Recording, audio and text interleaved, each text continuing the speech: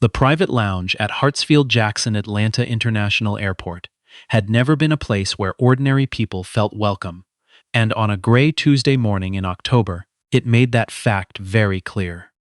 The Meridian Club occupied the entire east wing of Concourse F, past a frosted glass partition and a door that required either a platinum frequent flyer card or a corporate membership that cost more than most Americans cleared in a month. The carpet was thick. The lighting was designed to be flattering.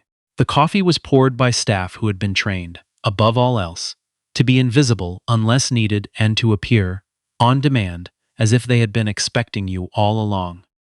Willa Odom walked in just after 6:45 in the morning, wearing a gray zip-up hoodie, dark jeans, and sneakers that had seen better days. She carried a single backpack over one shoulder, her boarding pass already in her hand, and she moved the way she always moved through spaces like this, quietly, without performance, without the particular kind of confidence that announces itself before a person has said a single word. She scanned the room out of old habit, mapping exits and obstacles in the first 5 seconds without thinking about it. She found a seat near the windows, overlooking the tarmac, set her bag on the floor, and pulled out her phone to check the time.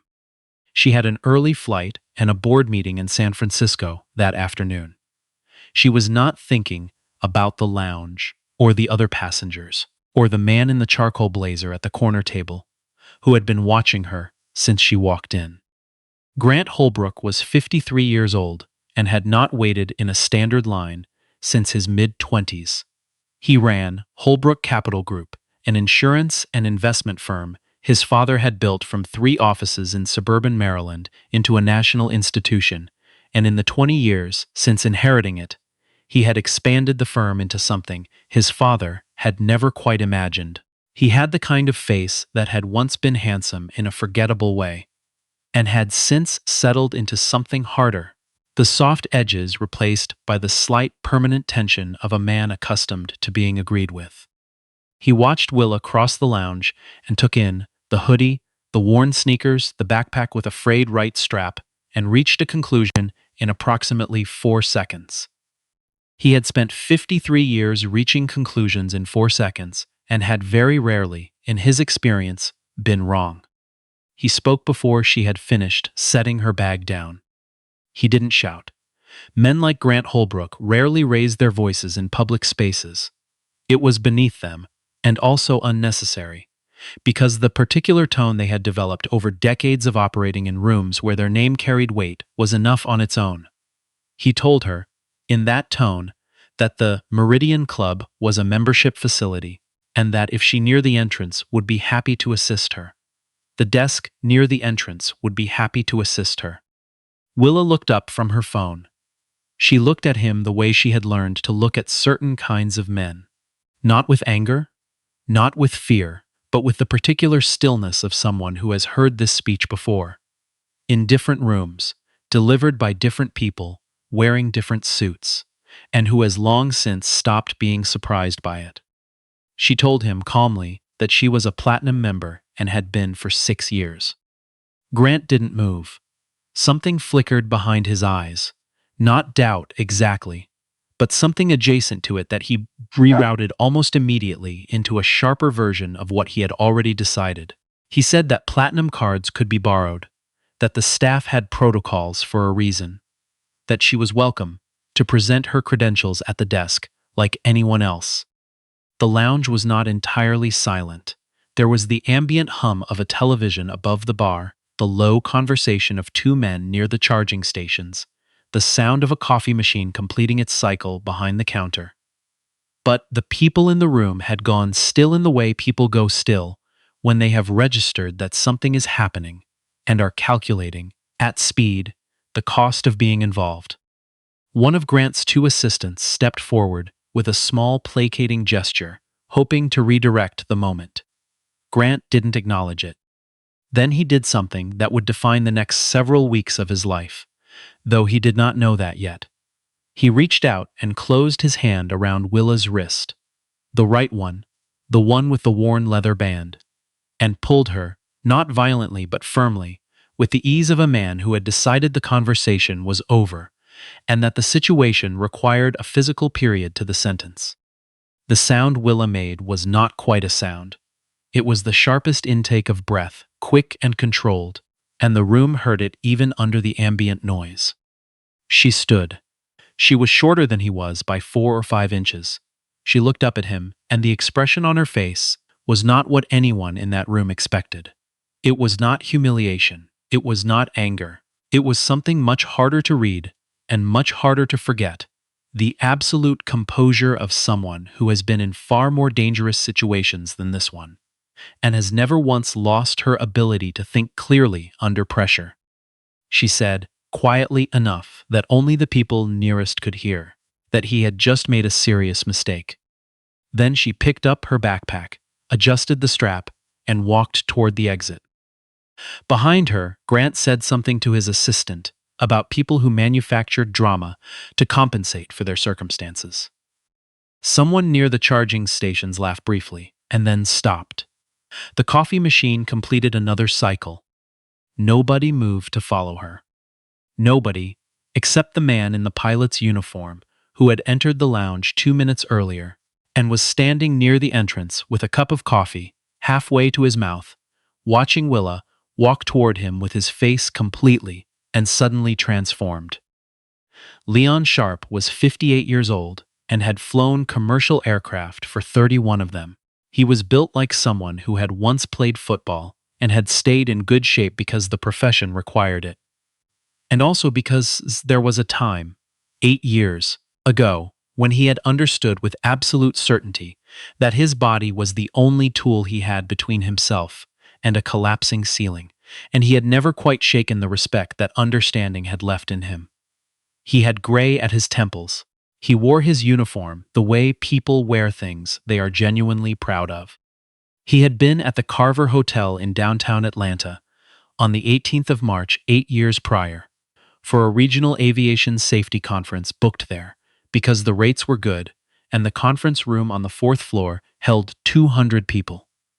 The conference had not concluded. The East Wing had collapsed at 11:42 in the morning due to a gas line failure during renovation work that had not been properly suspended during the event. Leon had been in the stairwell on the 3rd floor when the building shifted. He had spent 31 minutes in a space between a buckled wall and a water pipe, listening to the sound of the structure above him and to the sounds of other people doing the same thing nearby. He had done everything he had been trained to do. Stayed calm, conserved energy, waited. He had been found not by the formal rescue crews working the main collapse site, but by a young woman in an orange volunteer vest who appeared out of what seemed like a wall, a service corridor door he had not seen, in a part of the stairwell he had not known connected to anything, and who said, in a voice absolutely without panic, that she knew the way out and that he needed to come with her now. She had been leading a group. Leon was the 7th person she brought through. He had followed her through subbasement passages that had no markings he could read, around a corner that smelled of gas and was warm in a way that told him, even then, that they didn't have long. She moved fast. She didn't stop. At one point, a section of dropped ceiling gave way, and a chunk of concrete came down across her right hand where she was bracing against the wall. And she had pulled the hand back, looked at it for exactly 1 second, and kept moving. She handed him off to a firefighter at the service exit on the north side of the building. By the time Leon had been accessed and cleared and turned to find the woman, to say something, anything, she was gone. The firefighter didn't know her name. A volunteer coordinator later told him she hadn't signed in through the official station. The formal report credited the hotel's general manager, a man named Harlan Burke, with coordinating the safe evacuation of guests and staff. Leon had read that report and felt, for the first time in his adult life, a specific and particular kind of helplessness that had nothing to do with fear for his own safety. He had filed a supplemental account with the investigating body describing the woman in detail. Nothing had come of it. He had looked for her, quietly, for 2 years afterward, and then life had continued, and the search had faded into the background of everything else. A debt he carried without a name to put on it. And then, 8 years later, he walked into a private lounge in Atlanta and watched a man grab a woman by her right wrist, and he saw, for just a moment before she pulled her arm away, the worn leather band on her wrist and below it, barely visible, the lateral scar across the back of her palm where the concrete had struck. He caught up with her just outside the lounge door. He said only one thing, a detail that had never appeared in any official account, that he had included in his own supplemental statement and had never seen referenced anywhere else. He said, "The service door on sublevel 2 had a number scratched into the bottom left corner." He asked if she remembered what it was. Willa stopped walking. She turned around slowly, the way someone turns when they have spent years not expecting to be found, and have nonetheless, somewhere very quiet, hoped they might be. She told him the number. Leon Sharp closed his eyes for a moment. When he opened them, his voice, which had been steady his entire professional life in situations that would have broken most people, was not quite steady. He told her he had spent 8 years not knowing her name. She told him her name was Willa Odom. She said it the way she said everything, simply, without decoration, as though it were only a fact, and not also the answer to a question he had carried for 8 years. Leon went back into the lounge. What he said to Grant Holbrook in the next 4 minutes was witnessed by 11 people, 2 of whom recorded it on their phones, and within 24 hours the footage traveled far enough that it stopped mattering whether anyone in that room had planned for it to. He told Grant, standing in front of him in the middle of the Meridian Club with the calm authority of a man who has spent 3 decades being responsible for hundreds of lives at a time, that the woman he had just put his hands on was the reason Leon himself was alive to be standing there. He said it quietly. He said it completely. Grant Holbrook sat back in his chair. The name Willa Odom did not immediately mean anything to him, but Leon said the words Carver Hotel and the date, and something moved across Grant's face. The sensation of a connection forming between 2 pieces of information that had always existed in the same brain but had never been placed next to each other before. That afternoon, Grant asked one of his senior analysts to pull everything related to the Carver Hotel claim from 8 years ago. It was not a difficult file to locate. It was a significant one. One of the larger liability settlements the firm had processed that decade, complex enough that it had required 3 review rounds and the direct attention of Grant's father, who had been running the firm at the time. What Grant read that evening, alone in his office with the door closed, undid something in him that he had spent his entire career building. The internal documents were thorough in ways that had been useful then and were devastating now. There was a memo from the week after the collapse, noting that field investigators had identified multiple survivors who described a young black woman, a temporary maintenance employee, as having guided them out through sub-level service corridors, without which they would not have survived. The memo noted that the hotel's official account, provided by GM Harlan Burke, did not align with the timeline established by survivor testimony, particularly given that phone records placed Burke in a 22-minute call with a district manager during the exact window in which he claimed to have been personally directing evacuations. A second memo, 3 weeks later, noted that the liability settlement would be significantly more favorable if the official narrative held, since a competing account involving an unsanctioned, unmapped evacuation route used by an untrained employee would raise questions about structural compliance and the insurance classification of the renovation work itself. The memo recommended allowing Burke's account to stand as the public record while the settlement was finalized. A third document, 3 months after the collapse, noted that the question of locating and compensating the unnamed temporary worker had been raised internally and was being deprioritized pending completion of the primary claim resolution.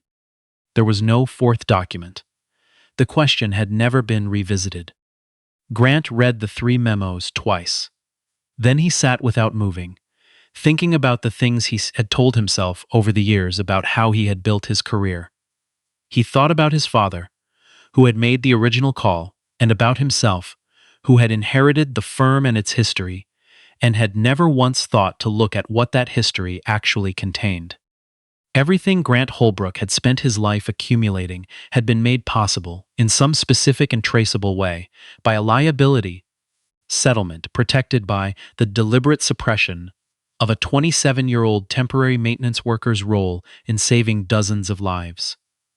She had received nothing, not a dollar, not an acknowledgement, not a single line in a single document that said her name. He had grabbed her by the wrist in an airport lounge and told her she didn't belong there. The video of Leon's confrontation with Grant was already circulating by the time a journalist named Daphne Cruz, who covered business and accountability for a national outlet, recognized the name Willa Odom from a technology sector profile she had written 2 years earlier. Willa was, by any measure, one of the more remarkable business stories of the decade. A self-funded software company built from a one-bedroom apartment in Atlanta, scaled into a firm that now held federal contracts and employed over 4,000 people, constructed without a single outside investor for the first 6 years, because every investor Willa had approached in those years had found a polite reason not to commit.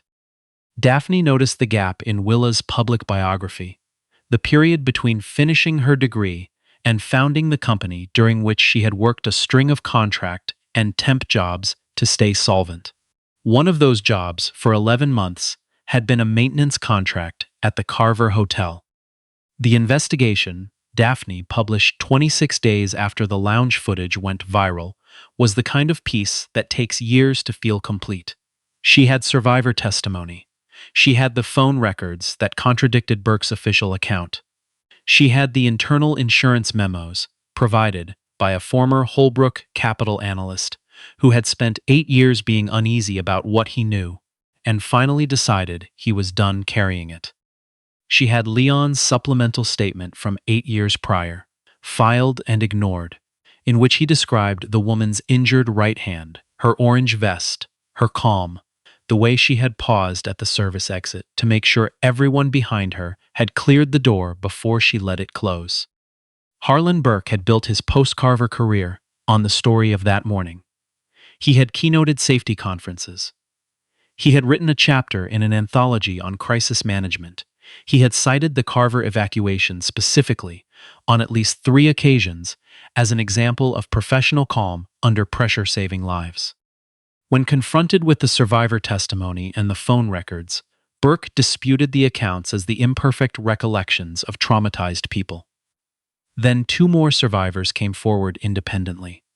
Then a retired firefighter, who had always been troubled by the official narrative. Then a recording surfaced. Burke had contacted a former colleague whose name appeared in the internal memos, suggesting that certain old accommodations might benefit from continued discretion. The colleague had recorded the call.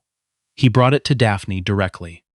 The formal hearing took place 6 weeks after the lounge video first appeared.